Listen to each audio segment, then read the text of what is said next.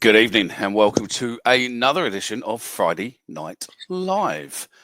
We are That Millwall podcast. I'm joined by the usual suspects, the one and only Omar. Bonjour. Hello, mate. Evening. How are you, mate? All right. Living the dream, and we're joined by Frankie. Hello, mate. Hey, good on, mate. You all right? Yeah, not bad. No, not bad. All good. Good evening to everybody in the chat. Hope everybody is well. It's been quite a lively week. Those of you who joined us last night, it was quite a lively week last night. So, yeah, it's getting there. What's he fucking on about? Tin of wax where? I think for your hair, mate. You get your head up. Love it, mate. So, yeah, all good. Loads to talk about then. Obviously, we will unpack the fixture list. We'll unpack the bullshit new rules around the Prem. Later on in the show, we'll have a chat about that. We'll talk, obviously, a bit more in detail with the Mark Fairbrother interview. We'll look at Coburn. We'll look at the new keeper. We'll look at the rumours coming out at the moment about the young lad Taylor and anything else in between and around about throughout the show. No doubt you boys in the comments will be able to add it. Just before we press the info, you will see in the bottom corner down there is a QR code. It is for your chance to win the Poppy Cups. And I'll get some of those out in a while, but they're the Poppy Cups for the veterans at the Millwall Trust. Do get involved, please do. Problem being is that I thought it was a public auction. Unfortunately, they wanted to charge. I found out that they want to charge you to make it public. So you have to keep sharing the link. So I will put a post out on Twitter over the next couple of days before it closes, and hopefully everybody can retweet it. I'll probably offer a prize for whoever can retweet it, etc., etc. So, without further ado, it's that time to press this. Language you don't usually hear on television. Millwall in London's Dockland. No one likes us, but we don't care. We're that Millwall podcast. Loud every Friday night right here. Legends like Jimmy Abdul take a share in the kitchen of two. Super Neil Harris, a fucking legend too. Through the good times when this life was support the Lions all our life. This ain't no place for fancy feet. This is fucking Millwall through and through. Located on our very own John Ferguson way. Let them all come, let them have their say. Millwall till we die. With that Millwall podcast, guys. Loud every Friday night right here. So then, good evening. Welcome. It's not even pre-season, but nearly pre-season. I suppose it's only 2 weeks now until we start pre-season properly. So yeah, it's all good. It's all good. How are you, Omar? Are you looking forward to it? Are you excited with the goings-on of this week? Of course, yeah. It's nice to have some news. Obviously, the players back in pre-season. It's always something exciting to look forward to. You know, start to obviously see like the videos behind the scenes and pictures and training kit. And obviously, we've got a new kit to talk about as well, which is fantastic. No, it makes you, you know, it's like just I'm really looking forward to the 22nd of July, to be honest, when I can get to see us play again. Obviously, AFC Wimbledon away. And yeah, it's been long summer, and we're back in action, mate. And I can't wait for it, mate. That's it. So we'll start off with, I suppose, the talking point of yesterday. I think it was Dan Marsh what basically broke the story.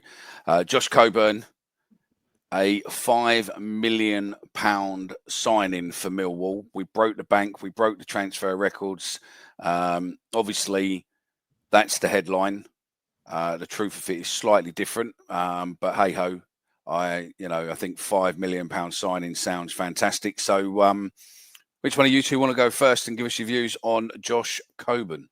I want to go first. I want to say I think, yeah, you're right, obviously, with Dan Marsh's tweet. I think it was very clever with his wording. I feel like I felt it at the time, and I don't know, obviously, nothing's confirmed from the club or anything, or nor will we ever find out. But the club haven't published record transfer fee, if I'm not mistaken, right? Or have they actually used that terminology? No, I don't think they have. So, like, they're normally good to break that. That's the first thing I think. And they haven't mentioned it's a club record deal.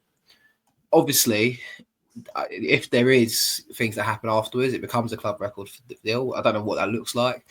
We don't know the full makeouts of it. But, yeah, I mean, look, I'm excited Josh Coburn is back, firstly. I love him, hate him. But I think, obviously, the partnership that him and Mihailo Ivanovic struck up towards the end of the season was an exciting one. Maybe it gives us a bit of insurance as well, because obviously there's a bit of rumours about Ivanovic. Imagine if, obviously, Ivanovic was to leave the club, we'd be quite stranded with the options up top. So, look, he ticks the boxes. He's young.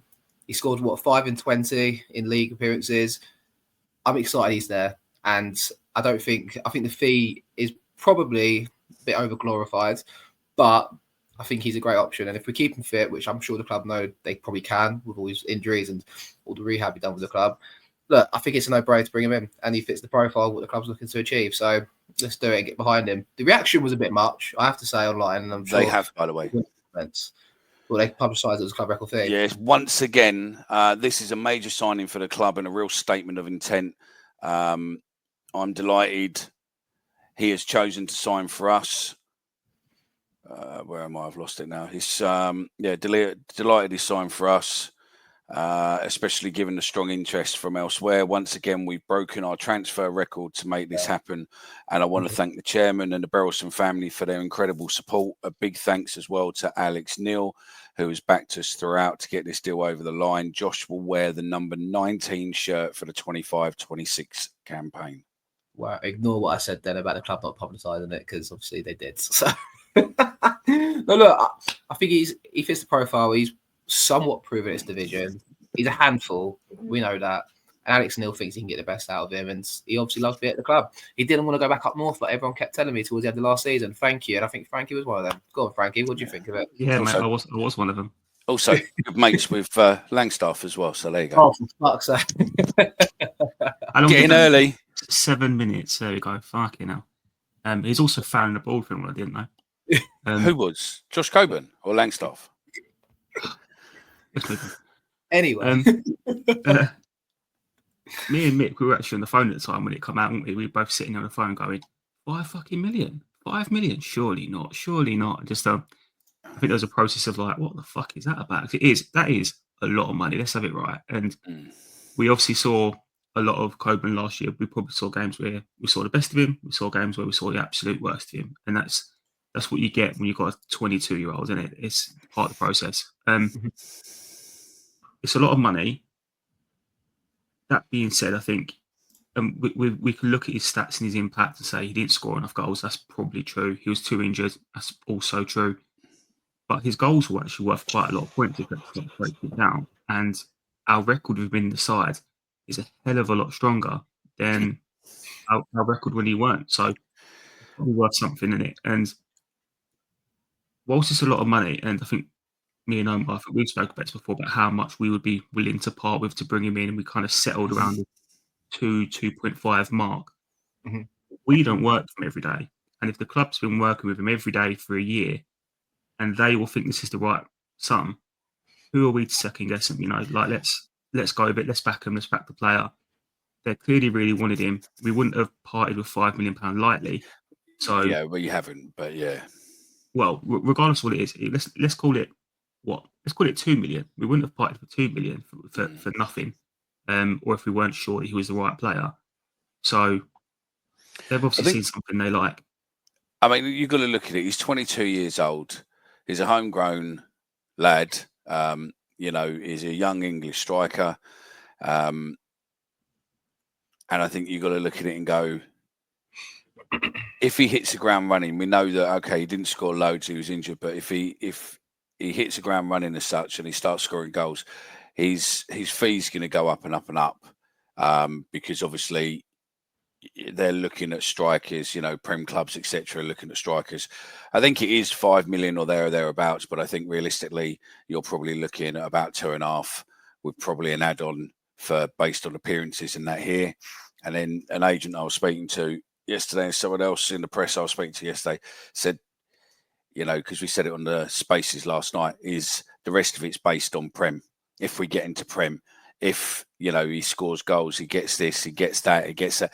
So you've got to look at it and go, do you know what? That's fucking intent from the club to sit there and buy a player and put Premiership clauses, whether or not that was down to obviously Borough as well. But that means that there's another club what's actually looking at us and going, they could go up.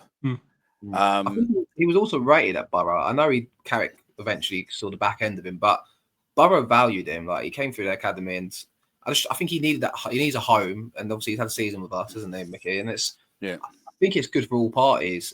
The fee nowadays is, at the end of the day, we've got a good player for it. Like, he needs to improve his finishing, that's for sure. But look, he's 22, like you say, Mickey, and he's got the right profile that we're looking for, and it's just a win-win. No, that's it. Look at it right now. You think about it. You've got Negley back, who can stick a ball in. You've got Femi, who can stick a ball in. You're now looking at, you've got the Serb and you've got Coburn. You know, you've got other players there. But all of a sudden, it's looking as if, you know, realistically, we could be a threat in front of goal this season. And that's it. And, you know, and then we're starting the back in a bit. But you're just starting to look at this squad and you're going, fuck me. There is intent starting to form. And we are, you know, people are looking and going, could they? Could they really? And you're just thinking that this is probably, I mean, let's just look at what's gone on. We've got, you know, and I touched on it last night, but we're touching it because I'd be good to hear your two opinions. So this week, we had an interview done by the CEO, MD, whatever you want to call him, right? The person running Millwall, right? We had an interview done by him, which was probably the most open, honest, positive interview we've probably ever seen in our lifetime from a Millwall CEO, managing director, whatever you want to do, right? And it's gone down really well across the board. If Millwall had done it, probably half of that would have been landed on the cutting floor. If fan media had done it, you know, because the club's now bringing the fan media in, I reckon there would have been a few points in there where it would have been, no, sorry, that bit's not going out. But because there was no editorial control and it was pretty much, you know, in the wind, and it's gone out, and the people who did the video hasn't gone out on a stitch-up job. It's a fucking really good interview. All the fans are happy. It's the 27th of June, and we've got the home shirt out. We've got training kits out. You know, I think we've had a blinding day with people buying shirts and fucking everything else today. So well done to everyone who's gone and supported the club and brought stuff and everything else. You know, I know it's not everyone's cup of tea, but well done to you all. We've got £5 million on a player. We've got, you know, the new home shirt, love it or hate it. And, you know, Luke and Sammy, you know, who's designed it. I think, you know, good luck, you know, is what it is. I think it's there. I think if you we're touched on the shirt and a bit on there, but I just think it's positivity. I think that when have we had this much positivity walking into a pre-season? I honestly can't remember. We've done this, 5 years now, Omar. I don't think there's ever been in the last 5 years where we've gone, fuck me. We could actually fucking piss the league. Do you know what I mean? I'm conscious I want to bring Frankie in to give his thought, but one thing I will say, you're right to say it's great of Mark Fairbrother to do the interview and stuff, and it going through the unofficial channels and kind of then therefore kind of relinquishing control. Mark Fairbrother didn't have to answer them questions if he didn't want to, though. No. And more importantly, so it's not like he said something and thought afterwards, he will ask these questions. He's obviously gone in with a very open mind, and the transparency he's showing it is very. It's not the Millwall I know. All the things you just listed, it's not the Millwall we know. And some people don't like that. And it's all the change and all that element to it. But I think it's the openness of him, but also the willingness to go and talk openly. Because he could have just said, I'd rather not discuss that topic today, or said that. I'm sure they would have had the hit list ready before he got there to do the interview and said, what can't we talk about? And he probably said, let's talk about anything and everything. And he's obviously a very intelligent person. His background, I think I've seen it anyway previously, but he's been around Mill once or twice previously and worked in Premier League, worked in Formula E. He seems a very knowledgeable person and a great, but he seems to be off the pitch, like we're steering in the right direction. I mean, Frankie, what did you make of it anyway, mate? I mean, yeah, there's a lot of things obviously I had to touch on, but I think looking at it all as a whole, it does feel like we're going a different direction. It's a lot more thought through and a lot more forward thinking than it has been previously. And I think if you look at a couple of things that Fairbrother mentioned in his interview around the mobile phone deal, the ability to sort of capitalise and profit off of social media impacts, that's essentially what Birmingham did last year, and they've been able to spend an absolute fortune off the back of it. A lot of this stuff is, we're not the first club to think of this, we're not be the first club to go in this direction. It's just so out of kilter for Millwall. And it's been desperately needed for years, and it feels like a massive change and like a massive shift in attitude. And you can't be anything but positive about it, can you? You can't possibly be looking at this. I'd really struggle as a Millwall fan to sit there a minute and go, I'm not happy about this. I mean, the fact that we all sat there yesterday discussing whether it was the right thing to break our transfer record or not, when a couple of years ago the thought of spending even £1 million on a player seemed impossible. Are you excited though, Frankie? For next season? Yeah. Yeah, 100%. 100%. What's can you let the fan base know? Can you show some enthusiasm between me? Yeah. No. Frankie stays like this with his tone. And I listen, Frankie's Frankie. Leave Frankie alone, all right? I'm not. It's as if he's just like, mate, you wait till we're doing badly. But yeah, no, got J for that. We got negative J for that. So yeah. We're doing a lot right, aren't we? At the end of the day, and said if you're not enthusiastic about this and this doesn't excite you, if you haven't got your season ticket yet, I don't really know what you're waiting for. I don't know what you want to hear. I don't know what you want to see from the club. They're making all the right noises. At the minute, it might only be noises. A lot of what we'll talk about is optics and what they're putting out to the press and what they're feeding us, and things like the kit is all just it's earlier. It doesn't really mean anything, really. No. But it is encouraging, so far. See, it does, right? As much as you say it doesn't really mean anything, it does, because for as many years as I can remember, fans always say, why can't we have the kit before we go on holiday so that we can get it for the kids, we can wear it on holiday, we can wear it over the summer break, etc., etc., etc. And every year we've done. Last year, they got it out on, the 6th or the 7th of July, I think it was. This is a week earlier. And this is when we're told it couldn't happen before. In previous, under previous guard, it just couldn't happen. It was always, week before fucking the season started, etc., etc. And it was one thing or another what was blamed. But do you know what? Fanatics era has got the shirt made. Fanatics has got the stock. It's in the shop, and the shop's tills have been ringing off the hook all fucking day. Fucking, that's why you get the shirts out early. Would you camp out the shop there? Would you camp my out? point was more around. Yes, mate. My point would was you like more me around. to click over to the live feed? Would you answering the phone calls for them as well to know he's off the hook all day? It's you'll see some bits coming soon from us. So yeah, don't worry about that. So yeah.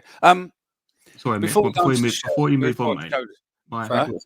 My point around the shirt was, it is good. It is positive. It is something that we've all moaned about for years. How piss poor the club shop is. In terms of tangible success, it doesn't mean anything, right? You're not going to get any points on the board because you release the shirt early. We can if we lose the first 4 games of the season, no one cares the shirt come out 3 weeks earlier. That's my point in terms of it doesn't really mean a lot. That's the point. But one thing I want to say to Frank is counteract it a little bit. I think football is a unique organisation world, but I do think there is an element of, especially with the recruitment as well and signing players, and we broke our transfer record 3 times in the last 12 months or whatever. I do think there is something about having your eggs in order upstairs could translate to having it, because we've got a settled manager, a settled head coach, whatever you want to call his job title, having steady people in roles and the club's trying to change things. I do think it just naturally all kind of almost harnesses together. Football is unique in that scenario because it's not like it's, you know, you're working in an organisation where or a marketing company where like, things are like coming down. But I do think having everything organised elsewhere does then cater to the playing squad, the management squad, to go out there and deliver on a Saturday. I do think there's something to that, little. Who knows? Like you say, we could lose 4-0 first game of the season, and just we could. I mean, you know, we can come back to this. So we also signed Max. Is it Crocombe? Very good. That's his name, isn't it? Or have I fucked it up again? Well, we might as well start as we need to go on. Max, even, yeah. What did I say, Mark? Just call him Max. Yeah, Max. Max C. 31-year-old, free transfer from Burton Albion, New Zealand's first choice behind between the sticks. I think personally, he is the Roberts replacement. Yeah, clearly. Well, Roberts no more than that. Roberts has gone. Well, he's obviously there to make up the competition with Jensen, and we know despite Jensen playing 40 games last season, there was competition there still, and he kept Jensen honest, didn't it? Because when Roberts played in the cup or when he played the odd league game, he put in performances. I think in that sense he is that replacement. You're somewhat right. I think I like his profile though, in the sense that reminds me a bit of like David Ford almost all them years ago. He came in at a similar age. He also had to kind of play around the lower leagues a bit. You know, I think he's played for Grimsby before Crocombe, I'm going to say his name is. That's as best you're going to get out of me. But then he's also then played with Grimsby, then Burton. He's kind of on the way back up almost. And he's at a good age for a goalie, 31 years old, experience. He hasn't played in the Championship before, admittedly, but he's not spat in non-league, found himself a home and kind of lived off it. And hopefully this is the next place for him. He'll get a lot of game time because our number one's injured. And also he's got aspirations to play for New Zealand in the World Cup next year, if I'm not mistaken. So it's you know, he's not coming in to sit on the bench all season. No, he wants to make sure that he's in that World Cup, doesn't he? So yeah, no, that's good. The other rumour was come out late today, and I was speaking to a West Brom show earlier, who was telling me a bit about the player and stuff. Is Caleb Taylor, who is a defender, 6'6", centre back. Was on loan at Wycombe last year. Again, 22 years old. And what was interesting, what the West Brom lad was saying was they are in a PSR nightmare. And what they're trying to do is look at not having to sell their best player. They brought Nate, who they're going to end up playing, who was cost them about 3 million. And then obviously if they can unload this is a homegrown player, 100%. His dad used to play, Caleb's dad used to play for Birmingham, was a footballer there. Is it, I can't think of his name. Taylor? Is it? Mike? No, he was the geezer that broke Eduardo's leg. Oh, that's his surname, Taylor. He was a defender as well. No? Who's the geezer that I can't remember what the first name is, mate. So yeah. It'll be when he broke his leg. I think it was the captain at Birmingham broke his leg. Taylor. Yes, yeah. It was the captain. Yeah, he was a big player at Birmingham. So yeah, it's in there somewhere. I'll tell you, mate. Give me a second. We're in pre-season form at the minute, so we're trying to get it going again. But no, look, I can't confess to know a lot about him. I've seen that he's been on loan to League Two, then League One. He's on that upward trajectory. He's young. Tick, tick, tick. Frankie, do you know a bit more about him? I know you and Jay look into the stats and stuff. Anything you can say about him?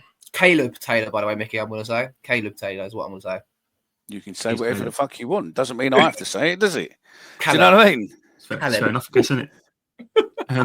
Your pals call you Omar, and I call you Omar. So, tomato, you're still a cunt. Go on, Frank. On that, yeah. He did a really good job, obviously, for Wycombe last Martin year. Taylor. That's the one.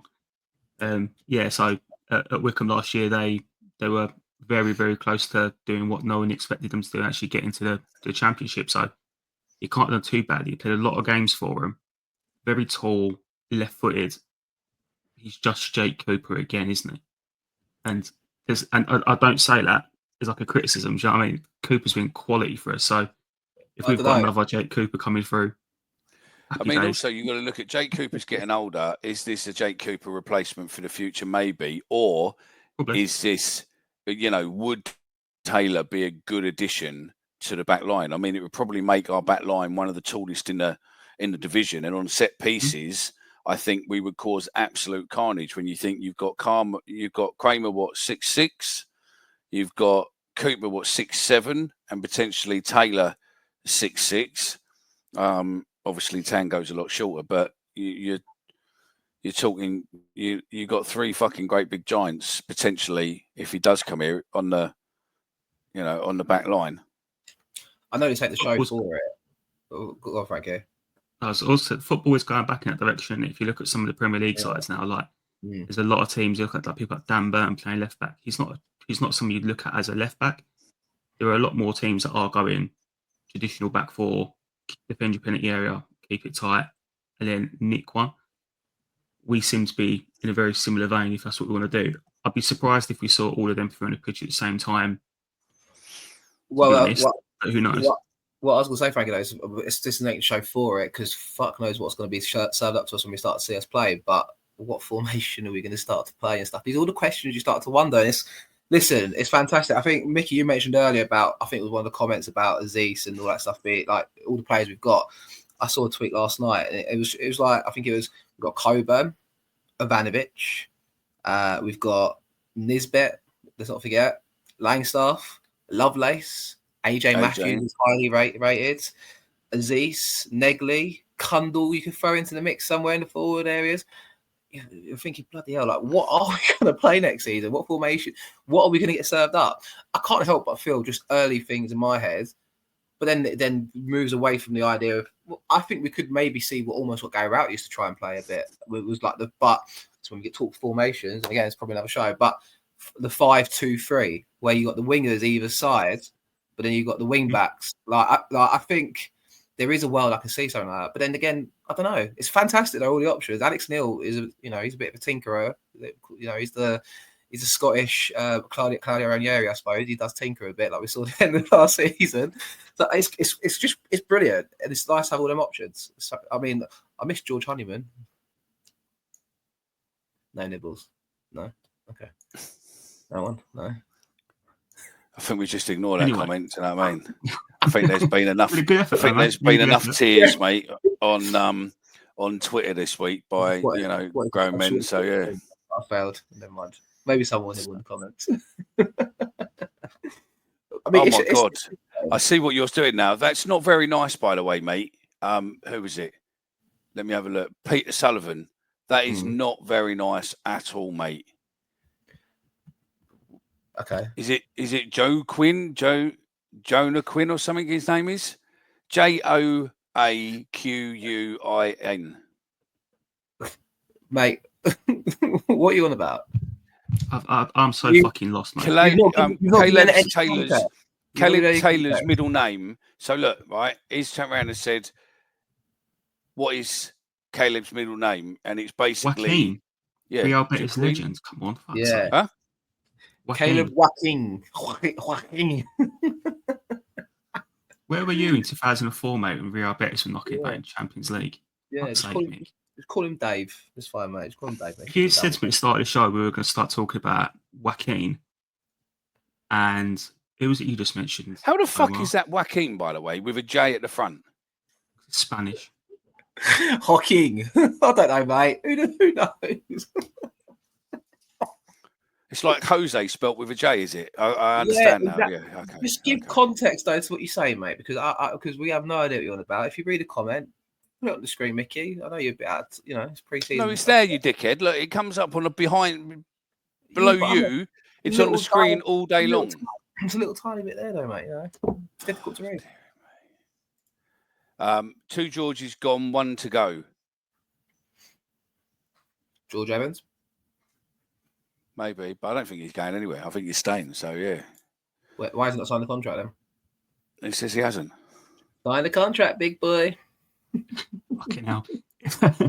If George Evans does sign a new deal, do you think he'll be the second choice keeper? Or do you think we'll still look to get another one in? No, I think we're still getting another one in. I think we'll get a loan. If you're George Evans, though, would you not be thinking, well, just sign a keeper I'm young. Do I maybe stock rose after them 3 games in the last season, 4 games, and maybe a conference team wants to go and say, "Go on, you could be our number one." I don't know. It's an interesting dilemma, isn't it? He might have signed the deal already and we're waiting to announce it. Who knows? That's it, mate, innit? So yeah, so we've really pretty much done fucking the Mark Fairbrother interview as well. So do you not want to talk about suppose, talking points from it, mate? No, do you know what like what's some that? of the things? I have got talking points from it. So you would like to discuss, because we were discussing, but I would be happy. I was going to sit there and have things on here. So one of the key takeaways, I'll tell you, mate, if I could reach through the screen, I would fucking.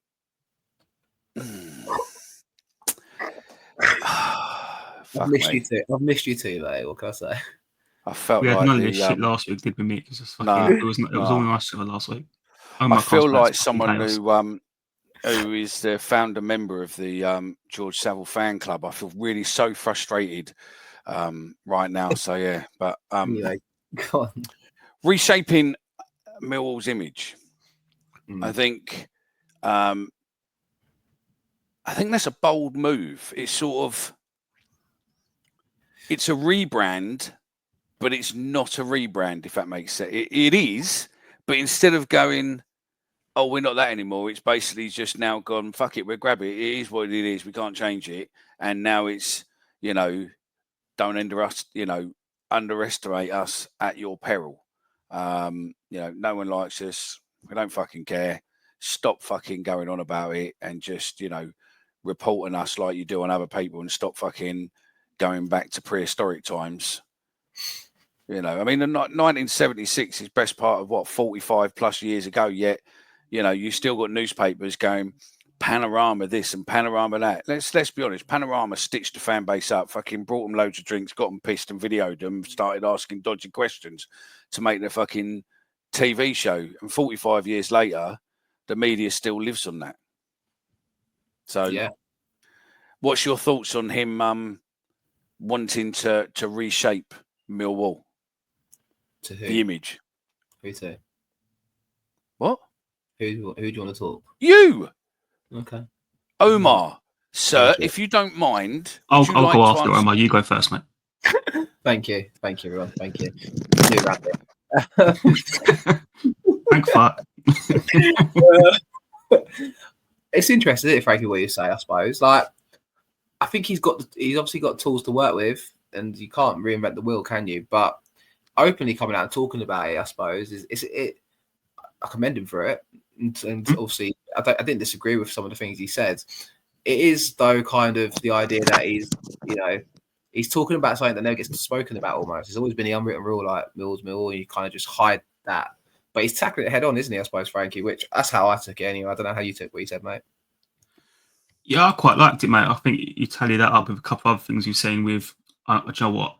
I can't bring myself to talk about it again, but some of the stuff with obviously Daily Mail after the Palace debacle, I like the fact that the club's going on the offensive a little bit, and it's defending its own brand, it's defending us by extension. I'm quite encouraged by that, to be honest with you, because I think it's what we've all been doing probably at work and stuff for a long time, sort of rubbing people's face, going, we're not who you think we are. We're not what you've been told we are. We're not going to sit here and piss about, and we're not going to care about your opinion either. Do you know what I mean? So, and what I did think was really interesting is, obviously, we had the conversation at Rooftop, didn't we? When we all met up for the day, talking about brands and stuff, and we spoke a little bit about how much work Palace have done on creating this ultras, Southeast London sort of copying Italian culture. Millwall don't need to manufacture a fake culture. Millwall have a fan culture. Millwall fans have an identity. We don't need to sit there and start throwing it in people's faces and trying to fake something. We already have it. And if you look at like today, I think by tapping into that, I think it's genius really, because the marketing side's done for you, right? Millwall fans are Millwall fans. We're proper South East London, working class people. Let's not pretend we're something we're not. And I personally like it. We are this. F-Troop are the real nutters. And I'm not going away for some dirty northern punts to spit all over me. If he spits over me, I'll put a fucking pint glass in his head. Thanks for that, Mick. No, that's all right. Someone put it in the comments, and I thought, oh, I've got that video right there, so I can just click it straight away. So, yeah, I mean, it's. I think it's. I think it's nice to have someone back us. And I mean, look, right, let's look at this. I agree with what you're saying there, Alex, right? A Gacy at Millwall, oh, I know, who would ever have thought it? What, realistically, if you were to write the list of people who wouldn't want to come to a club like us, that potentially could be the top of the list. But he don't care. To the outside world, yeah. But he don't care. He's taking it head on and he's done. And I think, there'll be some more bits and pieces coming out with it, there. I mean, Andrew Roberts has said the same, trouble is, Mickey, every time a section of our fans make homosexual remarks to players, the MSC will always come at us. It'll only stop when the fans stop giving them the ammunition. Yeah, it is. But it's I don't think it will, mate. I don't think it will stop. There'll always be something they'll beat us with. 100%. But what you've got to do is you've got to sit there and take it on head on and deal with it and go, what we do is no different to any other club in the country. If you look at it and get all the arrest results and everything else, teams like Man United, West Ham, a lot of the Prem teams have higher arrest rates for racism, for, other offences than what we do. Yet it don't sell papers. But the fact of, I don't care. Who cares? No, nor do I. But it's the media will drive it because it benefits them more than anything else. It don't benefit us because, unfortunately, we are probably 95% of every football fan in the country's guilty pleasure, regardless if they want to admit to it or not. Every other team in the country would love to be Millwall and do what Millwall does. Have an old style stadium, be close to the pitch, have, what we do. We are the last bastion of working class football side of it. And I think that that brand is what you need to keep hold of. And I think what Mark's doing is basically carrying that forward. I think also him saying what he said, Mick, in the interview, just talking really openly about it and stuff. I think only he could have got away with saying that stuff in that interview almost. Yeah. And he clarified it by mentioning his sexuality, which he didn't have to do and stuff like that. But I bet also because he's new to the club, he's been at the club previously in previous roles, but because he's only been here for a year in the role he occupies, he's had a year to be here. He knows it from before, besides the point. I think coming from someone like him that's been around in other industries, in other organisations, having that to then come in, and I think it carries more weight as well. If that came from a Steve Kavanagh or an Andy Ambler, it's like, you will say that because you work for Millwall and you've been at Millwall for years and you're invested at Millwall. I think with Mark saying it, he's obviously a very intelligent person. Obviously, met him a couple of times and stuff on match day. We've helped out doing the poppy stuff and all that. He is part of that modern brigade, which Millwall is kind of left behind with, but he's dragging us along a little bit. But I think his words carried more weight because he's a very likable person, I think. And if someone like I said, like Ambler or Kavanagh, it wouldn't have hit the same. But the way he delivered it and spoke about it, I think it came across well to the outside world as well as to Millwall fans, which he done really well at. And yeah, most people's reaction to it was quite positive. And I have to say, I liked it. It was good what he said. No, I do. And I mean, Daily Mirror, Spurs got £100,000 fine. West Ham got £150,000 fine. Someone else got 75. So, if we get less than that, then I think that Mark's obviously, stood up and fought for us and fucking given it to the FA, which again ticks another box for him. The other part of his interview, what I liked, was that there was a structured ambition to me. It seems to me as if Steve Gallen's there to bring the players in, Alex O'Neill's to develop the players and bring them forward. Then when there's, potential, Gallen comes in and, sells them. You got the marketing guys are turning things around. You've got, mass refurb going on at the ground. It's just, we're going in the right direction.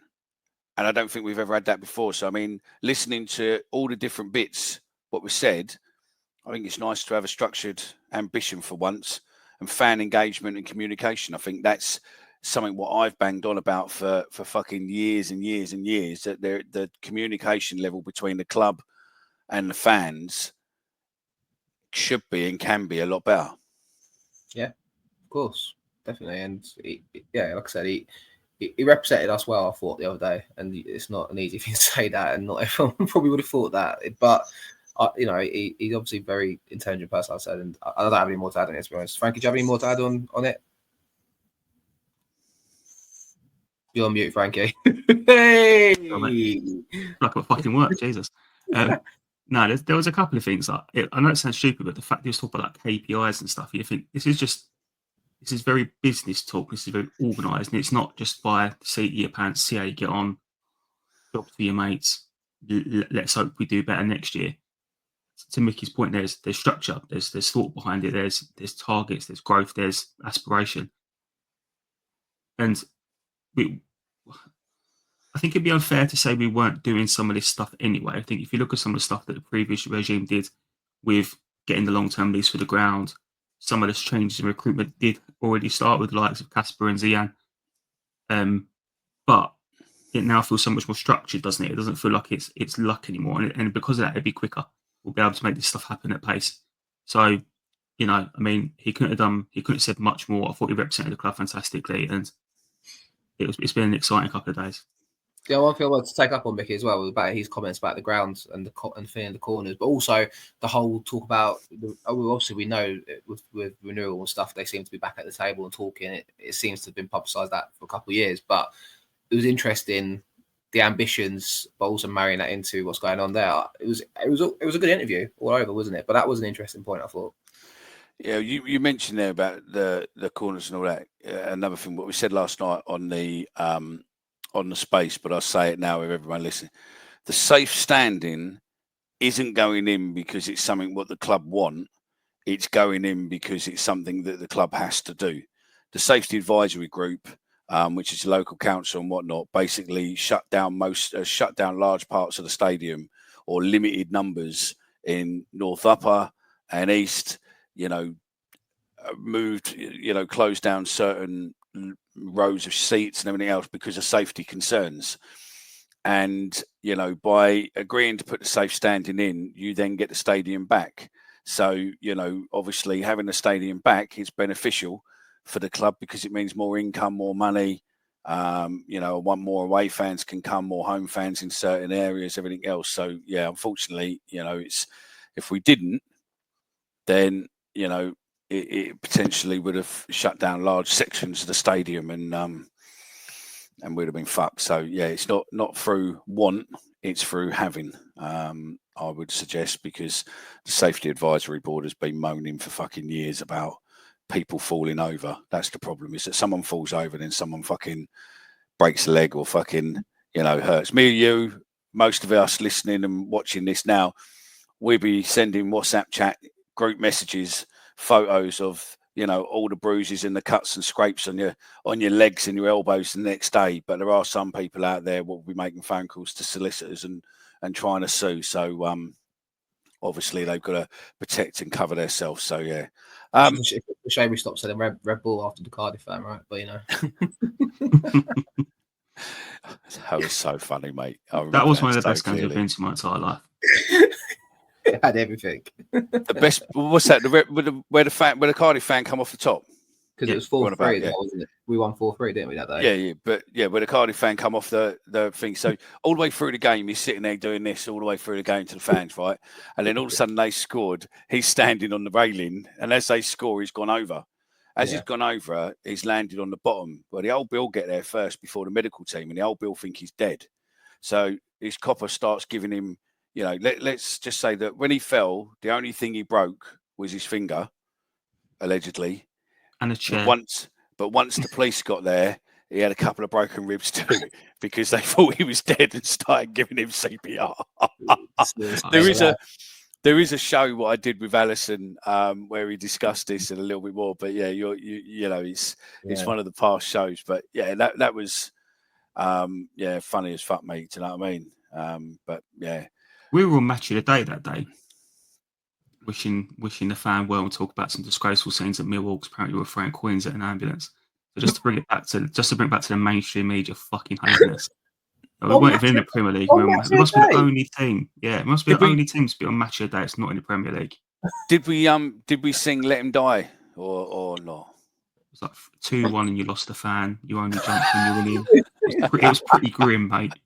I think when they scored again, I remember people allegedly saying jump, jump, jump, jump, jump. But that might have happened, or might not have. But I wish I had House of Pain now, jump around. But hey, here we go.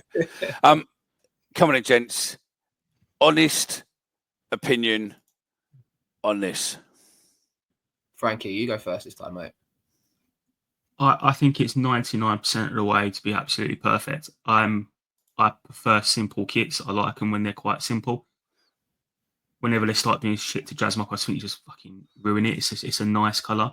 Don't do anything ridiculous to it. I don't like the fact that the badges are down the centre. I know why they've done it. I get it. And people would sit there and say, if it weren't down the centre, it is just literally a navy t-shirt. I get it. But for me, that made it absolutely perfect. That being said, I will buy it anyway, because I buy one every year, because I always think to myself, if I don't buy it and this is the year we go up, I'll be absolutely seething. So I end up buying it regardless. I get it. If you look at Millwall historic shirts online where they've listed all the shirts, you'll see that there is sort of a throwback to the first shirt, apart from obviously we didn't have a badge at the front. We just had MRFC, Millwall Rovers Football Club. So it is meant to be, it had a collar there. So it is meant to be a callback to that. Is it really the shirt you want for 140-year anniversary? What would you rather? It's not a thing anyway. Since when was 140 years an anniversary? We done one for 125, didn't we, as well? Was that an anniversary? I mean, every year's an anniversary, I suppose. Yeah, but you look at that. That had all the players on, didn't it? Just for the one game against Burnley, yeah. Yeah. I remember when they done a special shirt. You remember that game? It was the same season as the Cardiff game, but the flags that the club did that day. Anyone remember this? It was a against Cardiff. No, against Burnley when we wore the name, all the names on the top and stuff like that. Yeah, they done flags for all fans like on every single seat. It was a bit of A5 paper. Oh yeah. I don't remember the flag. I remember Jay Rodriguez scoring. It was on every seat, and it was like an A5 cutout. And just like on a bit of stick. I remember I made a big hoo-ha about it. We're going to put flags in for all the fans and stuff like that. And every seat had one, but it was just a bit of paper. I'll never forget it. I remember looking like, what the fuck is this? I like the kit, by the way. Personally, it's funny because all the reaction online and stuff, I thought to go and check it before the show, but fuck me, that's a lot of effort to do it. But I reckon if you went on Twitter for the last 10 seasons when they announced the kit, the initial reaction is always shit. So no matter what the club do, in my opinion, the initial reaction online will always be, it's shit. I think it's a nice kit. I think less is more in this sort of thing. And I like it. I do take everyone's point about the middle, but to me, it doesn't bother me. I don't buy the tops. I'm not one of them that keep them. My last shirt was when I was about 11 years old, and I don't see that ever changing, to be honest. But it's a nice top. I like it. I like the colour. It's all right. I don't like the era above it, and I think there should have been maybe a bit of, a bit more on. Maybe it should have had an underlying design of maybe the Isle of Dogs or something on there, or something to shout out to the past as such. But hey ho, it might be the away or third kit, mate. Who knows? Yeah, or there could be another kit or so. So yeah, the MRFC feed's quite nice though, Mickey. I agree with you. I liked that, a bit of a homage to the Millwall Rovers. It's a kit at the end of the day. I used to care about it when I was a kid. Like I said, I don't really give a shit about a kit nowadays. Right, that's it. We're done what with about that. What about the £99 boxing they've done for season ticket holders? That's a lot of mixed reaction online. Anyone got any take on that? I think there's loads. Yeah, no, I think, look, what they've done is you think realistically you're paying 60 quid for the shirt. Scarf in the Millwall shop's 20 quid. Yeah. 25 quid. You've got a keyring Millwall shop, that's 35 quid. Pretty much, it's excessive, but it's not that much. But you've got other bits and pieces in there, limited edition box. We don't know exactly what's in that box. You've got a letter from James Berylson. You've got a signed photo from David Ford, and it's one of 140. So, unfortunately, nowadays. I thought it was quite a good idea from the club to do it. And if people wanted to do it, do it. If I didn't actually see the ballot and missed out on it, but if I won it, I probably would have gone down there and got one today, to be honest. Because one of 140, And the uniqueness of it was the fact that it had what's it called? The number. So on the bottom tag, bottom right corner, that's what's one of. And I think if you're a collector, I probably actually would have done that, ironically, but I missed the ballot initially. What I want to say is, don't worry, Omar, because I reckon by Monday there will be a good few of these on YouTube with people wanting to sell them on for profit. Yeah, eBay, not YouTube. Yeah, eBay. Or you said that some of the club didn't sell today might be on the auction site that the club's got, maybe. I'm sorry, but that auction site is being run by people who have no fucking idea who we are, right? There is there's a shirt on there. I can't think which one it is now. It's like, I think it's the business one with the line, and it's got rare logo of line only, no circle, and you're like, what the fuck are you going on about? I know. Do you know what I mean? It was the light fit and stuff for me. I probably should have got in touch with whoever done it to see if they had that picture I wanted, mate. Millwall Magic. That probably. I didn't see it on there. I did look. No, I've looked. Yeah, it's not on there. Yeah, I'm not seeing it. I was looking for it. So yeah. Frankie, you asked me to put this up earlier, and when I loaded it up, I realised that there's loads of graffiti all over it as such. So I'm going to put it up and let you explain what it is. And just before I do that, if you do want to join the raffle, just scan that code now, take you through to the link. All the money what's raised is going to the veterans at Millwall Trust, who are doing a Tommy Walk, raising money for the British Legion. So please do support. Scan that. If you missed it, just remind it. It's there. Right, there you go, Frankie. So over the last couple of days since obviously the fixtures come out, so a quick look at where we are and roughly if we wanted to get playoffs, what we need to do in each month. What are the key months for? Because they all sit there and they go, well, we'll take it one game at a time. That's utter bollocks. They don't do that.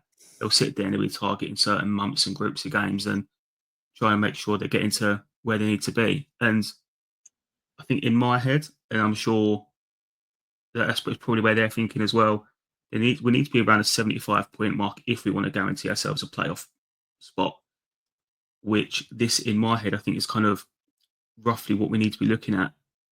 I can see us having quite a slow start. We always do. But we need to start picking up points around November, February, and coming on strong the second half of the season. I think the reason this is quite interesting, in my opinion, anyway, was just if you look at how consistent you have to be to actually achieve 75 points, it's quite alarming, isn't it? When you think we normally have a month or two where we're just a little bit dross and don't really pick up any points whatsoever. You can't really have months like that. You need to be solid all season, or then you leave yourself with room to catch up, which we have done previously, and it's just not sustainable. So I didn't realise how much of a nerd you were. I love it. Fucking hell, mate. I love it. Yeah. But yeah, this is what I do at work, mate. So yeah, this is I think November and February I think are gonna be key for us, and we're gonna have to pick up sort of almost maximum points in them 2 months because they're busy months, but they've got some favourable fixtures in there.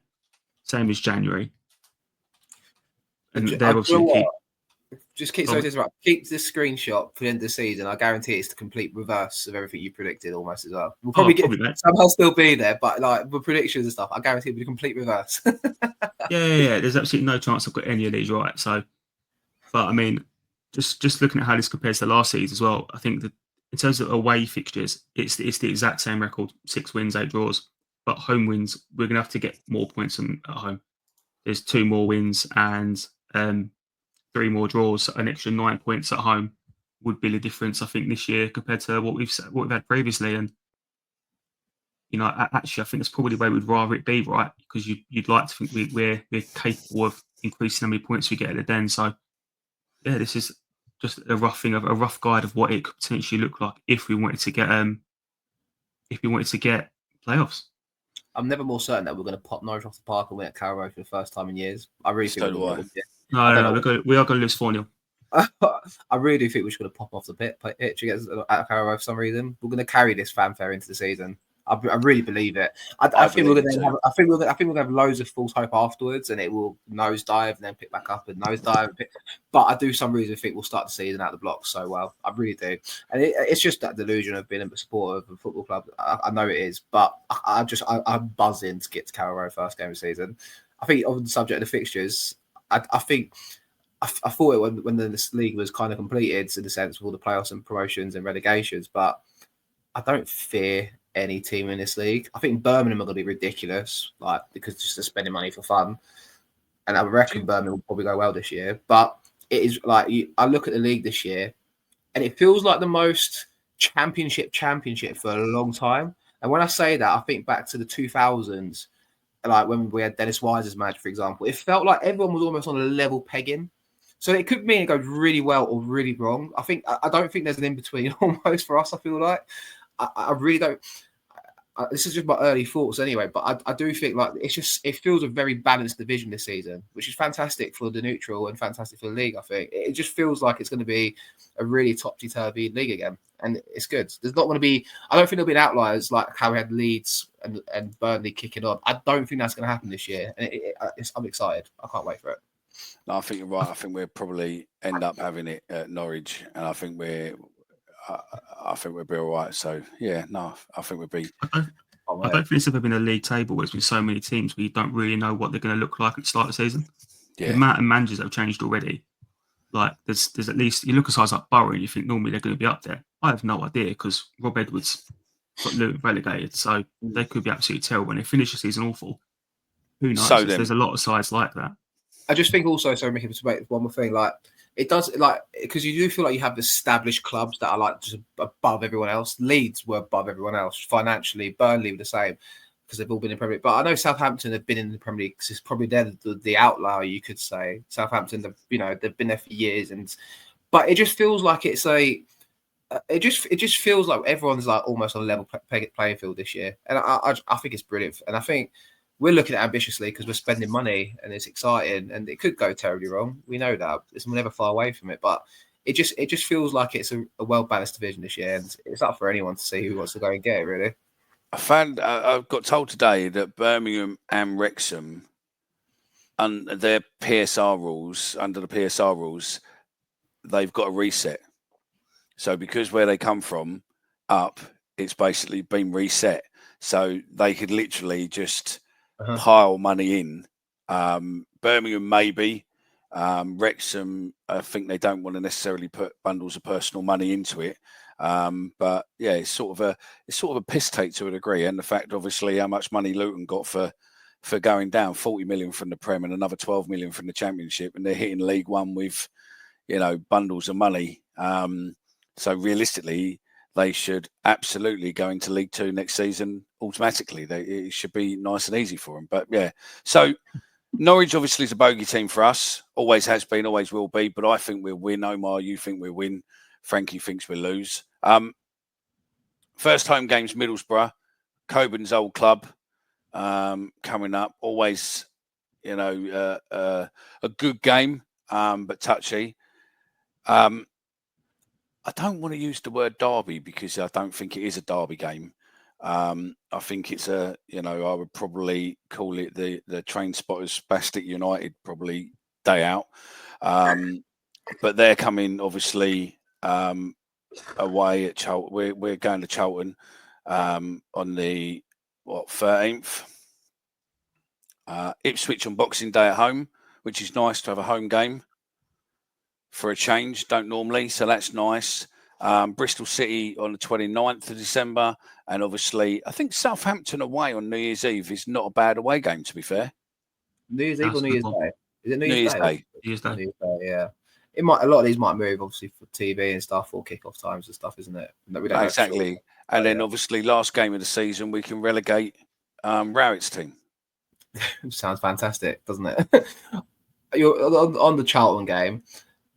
They're not rivals, but it's the annoying thing because where we are so close to each other, we all know Charlton fans. We all know them. Like it just like you talk about obviously with West Ham and stuff, and that's the historic derby and our fiercest rival. Just no doubts of it whatsoever. it's just the fact that you started to hear from them again. They're piping up again. Charlton. I can't. Do you know what? We're going to put them back in their box this year. We will. I'm so certain of it as well. I can't. I'm not. There's not. I'm not gonna, what? I'm not going to be one of them, mate, and go, oh yeah, 6 points, blah blah blah. I think, I think, you know, let's not think they are a good team under Nathan Jones. They done all right last season. They got promoted, but that League One is not as good as everyone's making out to be. They're dog shit, Charlton. And unless they recruit 5 or 6 good players, mate, and I've not really seen much of their summer business, nor do I give a shit. But when I watch the player final and watch them play, I think they're dog shit, mate. Honestly. And if that's what they get serving up and that's what they're going to do, honestly, I've never been more confident that it will be. It's funny. I'm not going to name. That's why we're going to lose, because you just said that. Don't care.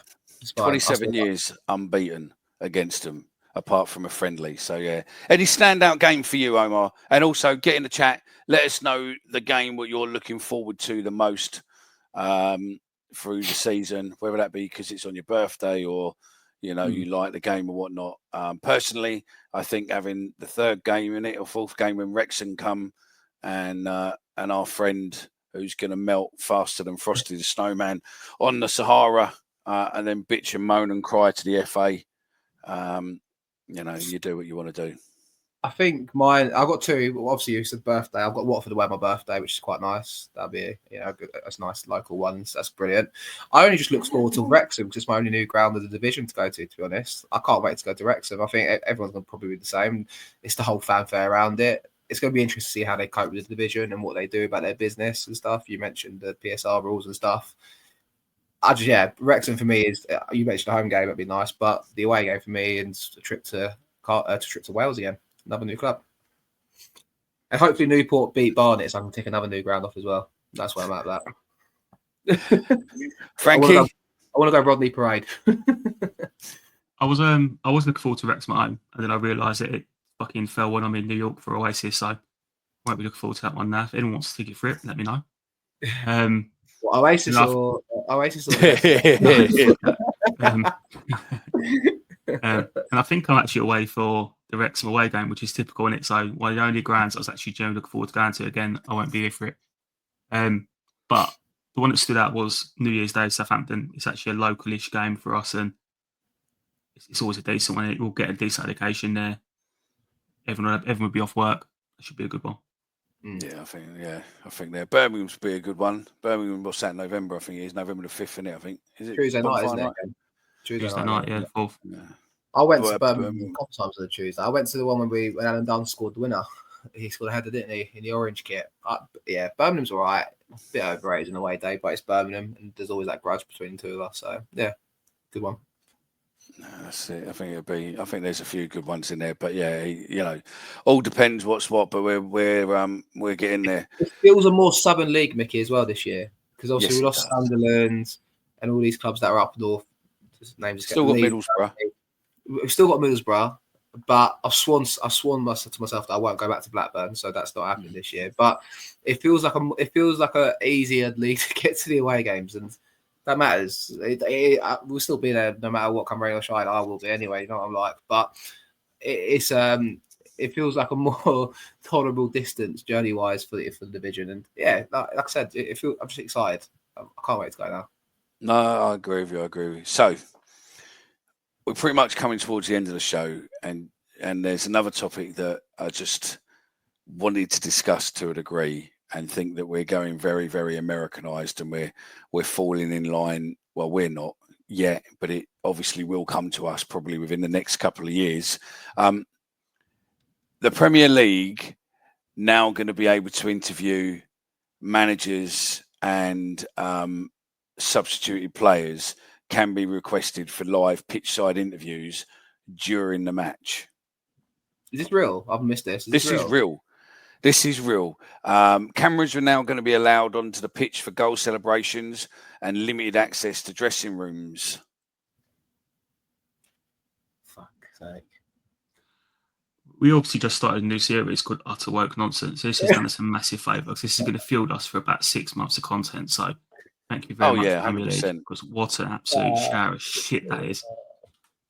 Talk about ruining the game and not understanding what fans actually want. Not shocked. Not shocked.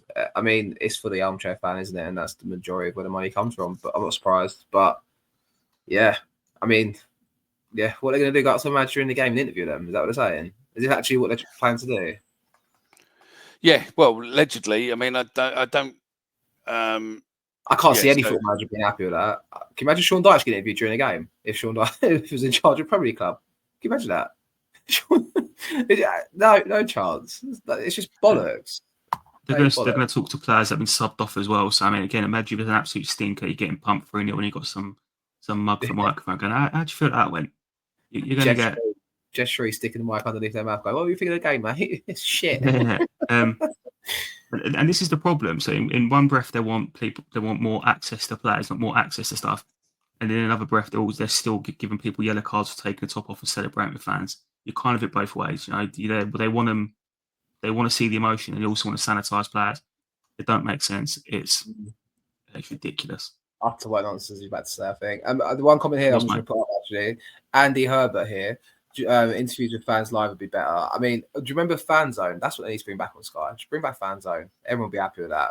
I always sometimes end up going back to just randomly on my feed or whatever, but the Tottenham Arsenal 4-4 and just like the scenes where it's the Fan Zone commentary between the two blokes, like that's what they need to do. Bring back Fan Zone and also bring it for the Championship. I'll sit there for a game with a mic. Fucking I think honestly, Fan Zones. That was like a culture. Don't go to the level of putting a sofa in the corner of the stadium like Charlton tried to do and stuff, or when like what's his face, Mark Goldbridge done the Wrexham Charlton game. But Fan Zone, bring that back. If you stuck a microphone in one of our faces for a game, you wouldn't make it to half time before you get arrested, mate. Yeah, it's true. Nah, I was trying to look and see if I can find anything about it, but I can't seem to find any more about it. But it has been out there. It's out there. Allegedly, it was. I can't remember who reported it, but I can't actually find anything. Is this real? This is what I mean. Is this I saw it in a few places today as well. It weren't anywhere like major, like Sky Sports, but there's been murmurings that they want to bring it in. Yeah, and yeah, I personally, I think it's fucking madness. But yeah, I can't seem to find where it is at the minute. But yeah, it's Telegraph. The Telegraph. Substitute players next to be interviewed during Premier League games next season. There you go. Yeah. But yeah, like, do you know what I like? Ref cam, ref microphone. I don't know, do that in some countries like Australia and stuff.